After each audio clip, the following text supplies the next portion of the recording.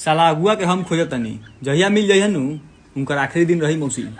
अगुआ हमसे बोला कि लड़की बहुत सुंदर है, लेकिन हमसे वो काहे नहीं बोला कि खाली सुंदर है, उसके अंदर कोनो गुण नहीं है। हमको तो लगता है कि साला हमारा कुंडली तुम लोग गलत दिखवा दिए हो।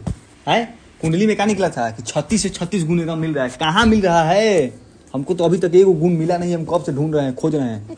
कहाँ मिल रहा है आपसे मेरा कोई भी गुण? एक गुण खाली मिल रहा है। बाकी का 35 गुण आपका कहाँ है? अब तक दिखाई क्यों नहीं दिया? घर पे छोड़ क्या कहिएगा?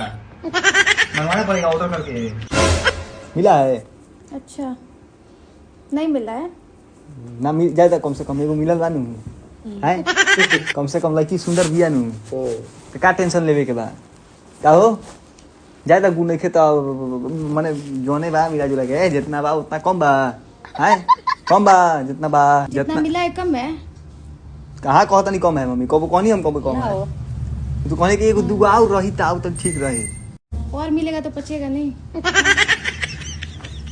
ठीक बा जाए दो कम से कम एक बात तो ठीक बोल रहे नु कि लड़की सुंदर बिया। तो यही सब जो हमारा कंप्लेन बा नु खत्म हो जाता, सब गलती जन बा ओकर तो पा जाता। ये भटर भटर बोल बस।